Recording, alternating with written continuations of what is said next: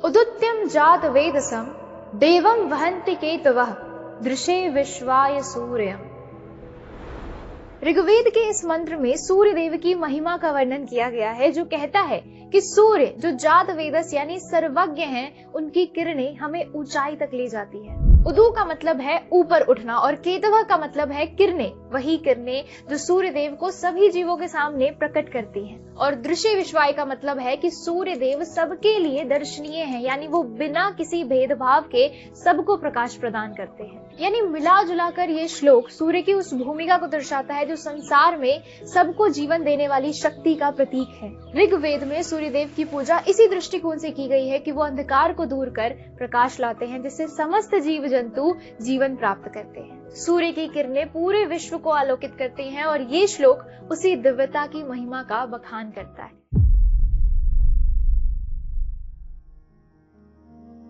बचपन से ही ना मुझे छठ पूजा का बहुत इंतजार होता था, क्योंकि दिवाली के जाने के बाद भी उसकी रौनक नहीं जाती थी और दिवाली में बचे हुए पटाखे हम छठ पूजा में फोड़ सकते हैं, ये सोचकर और भी एक्साइटमेंट रहती थी। लेकिन जैसे जैसे बड़े होते गए ना, तब छठ पूजा की महिमा पता चली कि क्यों हमारी मम्मी आखिर अपने परिवार के लिए इतना कठिन 36 घंटे का निर्जला उपवास रखती है। क्यों छठ पूजा जो इतने समय से सिर्फ गांव देहात में मनाई जाती थी, आज फॉरेन कंट्रीज में रहने वाले भारतीय भी इसे बड़ी धूमधाम से मनाते हैं। क्यों ये पूजा पर्व न होकर महापर्व कहलाती है, आइए जानते हैं। छठ पूजा हर साल चैत्र और कार्तिक दोनों ही महीनों की षष्ठी तिथि को मनाया जाता है। चैत्र मास के छठ पूजा के बारे में लोग उतना नहीं जानते, परंतु इसकी महत्वता भी उतनी ही है जितना कि कार्तिक महीने की छठ की है। छठ पूजा में सूर्य देव और छठी मैया दोनों की पूजा की जाती है और सूर्य देवता के बारे में हमने शुरुआत में ही जाना कि ये हमारे जीवन का आधार है। इनके बिना life can not be imagined, और ये समझने के लिए हमें कोई जीनियस होने की जरूरत तो नहीं। लेकिन छठ में सूर्य देव के साथ साथ छठी मैया की भी पूजा की जाती है, पर आखिर छठी मैया है कौन और क्यों इनकी पूजा एक पर्व न होकर महापर्व कहलाती है?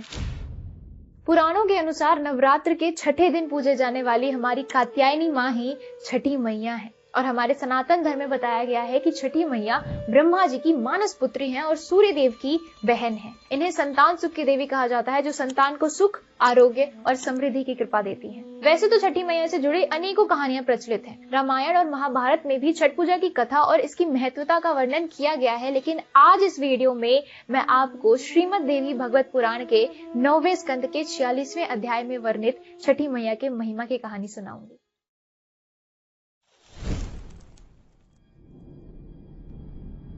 स्वयंभू मनु के पुत्र प्रियव्रत नामक एक राजा थे, जो कि एक महान योगी हुआ करते थे और इसी कारण से वे शादी नहीं करना चाहते थे, क्योंकि वो हमेशा तपस्या में लीन रहते थे। लेकिन ब्रह्मा जी के कहने पर और उनके आदेश का पालन करते हुए प्रियव्रत ने मलिनी नामक एक सुकुमारी से विवाह कर लिया।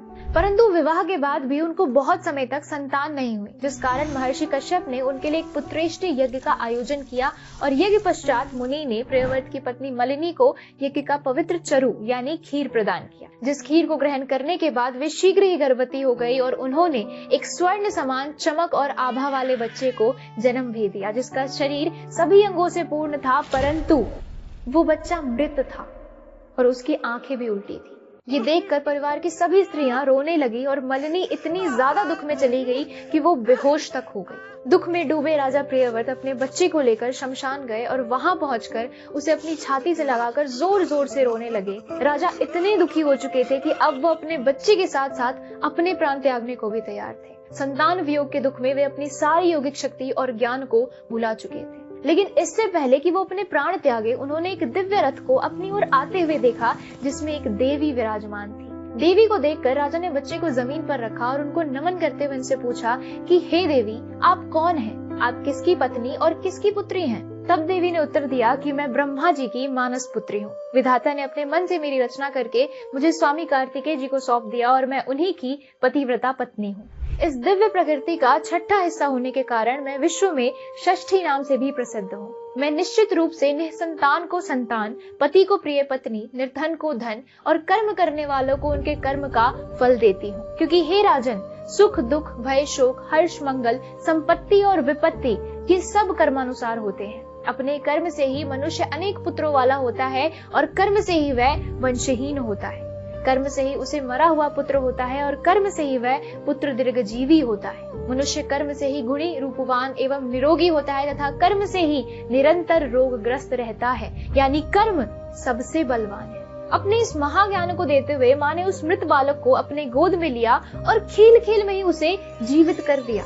लेकिन जीवित करने के बाद माँ उसे अपने साथ आकाश में ले जाने लगी। ये देखकर राजा बहुत ही घबरा गए और अपने सूखे गले, भरी आंख और कपकपाते होठों से माँ की स्तुति करने लगे तथा उनके पुत्र को उनके पास ही रहने देने की प्रार्थना करने लगे। उनकी स्तुति सुन माँ अत्यंत प्रसन्न भी हुई और उन्हें उनके पुत्र को वापस देने का वचन भी दिया।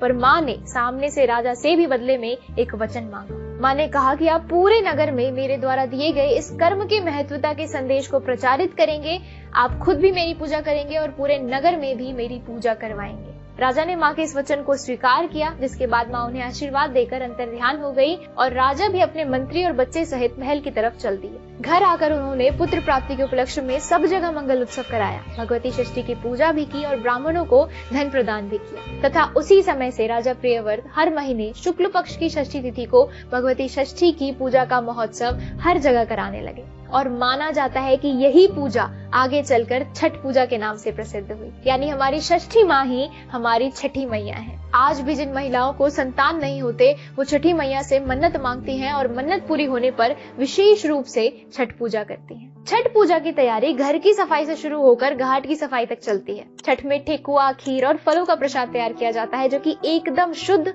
और सात्विक होता है। ये व्रत अपने साथ एक विशेष नियम लेकर आता है जिसमें व्रत रखने वालों को 4 दिनों तक निर्मल खाद्य पदार्थ और सात्विक आहार ही ग्रहण करना होता है। छठ महापर्व की शुरुआत नहाय खाए से होती है, जो कार्तिक महीने के शुक्ल पक्ष की चतुर्थी को मनाया जाता है। इस दिन व्रत करने वाले लोग सुबह जल्दी उठकर स्नान करते हैं और पूजा के बाद सात्विक भोजन का सेवन करते हैं। नहाय खाए का दिन व्रत के पूरे समय के लिए तन और मन को शुद्ध करने का पहला कदम होता है। इस दिन खाने पीने में पूरी शुद्धता का ध्यान रखा जाता है और तामसिक पदार्थों का इस्तेमाल सख्त मना होता है। लहसुन और प्याज जैसे तामसिक पदार्थों का 4 दिनों तक परहेज किया जाता है। साथ ही इस दिन भोजन में साधारण नमक की जगह सेंधा नमक का इस्तेमाल किया जाता है, जो व्रत की पवित्रता बनाए रखते हैं। इस दिन व्रती सिर्फ एक बार खाना खाते हैं और इस दिन उन्हें किसी भी प्रकार के तले भुने पकवान का सेवन नहीं करना चाहिए, क्योंकि नहाय खाए के दिन का जो भोजन होता है वो बहुत विशेष होता है। ये ना सिर्फ शरीर को अगले दिन के उपवास के लिए तैयार करता है, बल्कि व्रतियों में पवित्रता भी बनी रहती है। इस दिन के भोजन में लौकी, चने की दाल और कच्चे चावल का खास महत्व होता है। लौकी और चने की दाल को हिंदू धर्म में बहुत पवित्र माना गया है और ये व्रत के समय शरीर को जरूरी पोषण भी प्रदान करते हैं। लौकी में पानी की उचित मात्रा होने के कारण ये शरीर में पानी की कमी नहीं होने देता और चने की दाल को भी दूसरी दालों के मुकाबले ज्यादा शुद्ध माना जाता है। साथ ही चावल खाने से एनर्जी तो मिलती है और ये डाइजेस्ट करने में भी बहुत आसान होता है। यानी नहाय खाए का जो ये भोजन है वो शरीर को व्रत के लिए पूर्णतः तैयार कर देता है। छठ महापर्व का दूसरा दिन खरना के नाम से प्रसिद्ध है, जो व्रत करने वालों के लिए अत्यंत महत्वपूर्ण होता है, क्योंकि इसी दिन से 36 घंटे के कठिन निर्जला उपवास की शुरुआत होती है। खरना के दिन विशेष रूप से गुड़ की खीर, चावल या गेहूं के आटे की रोटी और केले का भोग तैयार किया जाता है, जिसे भगवान को अर्पित करने के बाद व्रती लोग स्वयं ग्रहण करते हैं। लेकिन इस प्रसाद को बनाने के लिए कुछ विशेष सावधानियां बरतनी होती हैं, जैसे कि प्रसाद को तैयार करने के लिए सिर्फ साफ बर्तनों का इस्तेमाल किया जाता है और इस दिन मिट्टी के चूल्हे या फिर नए धुले हुए गैस स्टोव का ही प्रयोग किया जाता है। चीनी और नमक का उपयोग इस दिन वर्जित होता है और इसीलिए प्रसाद बनाने के लिए सिर्फ गुड़ का ही उपयोग किया जाता है। इस दिन व्रती लोग प्रातः काल स्नान करके साफ सुथरे वस्त्र पहनकर प्रसाद बनाने बैठते हैं। साथ ही उनका पूरे दिन का उपवास भी होता है और सूर्यास्त के बाद बने हुए प्रसाद का भगवान को भोग लगा करके व्रती खुद ग्रहण करते हैं और अपना उपवास तोड़ते हैं, जिसके बाद बचे हुए प्रसाद को परिवार के अन्य सदस्यों, रिश्तेदारों, दोस्तों और पड़ोसियों में भी बांटा जाता है। खरना के इस प्रसाद को ग्रहण करने के बाद सभी व्रती अपने 36 घंटे के निर्जला उपवास की शुरुआत करते हैं, जिस दौरान वो जमीन पर सोते हैं और ब्रह्मचर्य का पालन करते हैं। छठ महापर्व के तीसरे दिन सुबह से ही घाटों पे भक्ति गीतों की गूंज सुनाई देती है, जैसे कि कांच ही बस के बहंगिया,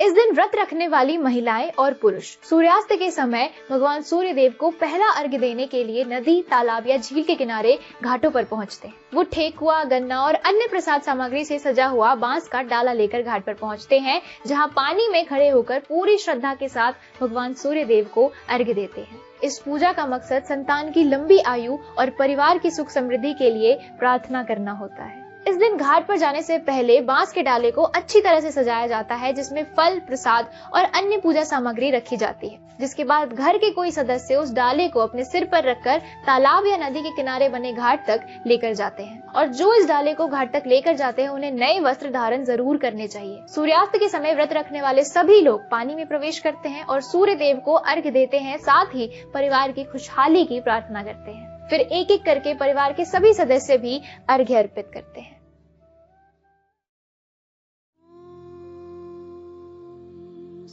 छठ पर्व का चौथा और आखिरी दिन सबसे महत्वपूर्ण और समर्पण से भरा हुआ चरण होता है, जिसमें उगते हुए सूर्य को अर्घ्य अर्पित करके इस पूजा का समापन किया जाता है। और 36 घंटे का ये कठिन और पवित्र व्रत प्रसाद खाकर तथा पानी पीकर यहाँ समाप्त हो जाता है।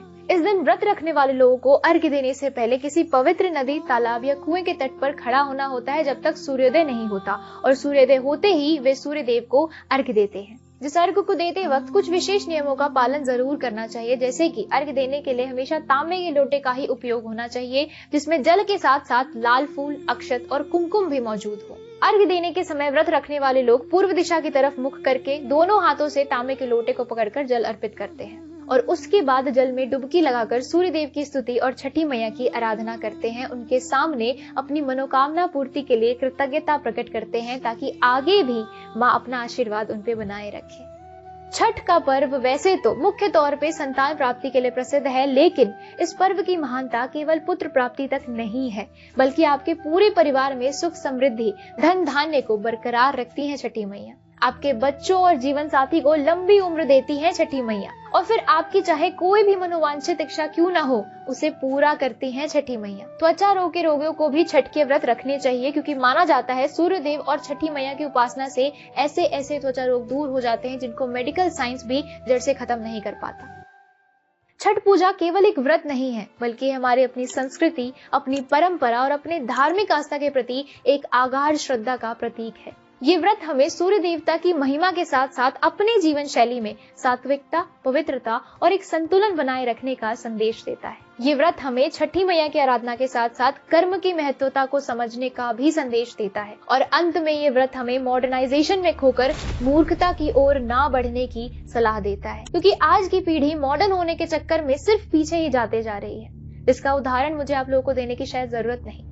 लेकिन हम सबको पता है कि हर सिक्के के दो पहलू होते हैं, और जिस प्रकार न सिर्फ भारत के कोने कोने में बल्कि विदेशों में बसे भारतवासी भी इस पर्व को पूरे रीति रिवाज और धूमधाम से मना रहे हैं ना, उसे देखकर तो यही लगता है कि बहुत जल्द भारत फिर से अपनी सुनहरी संस्कृति से जुड़ने वाला है।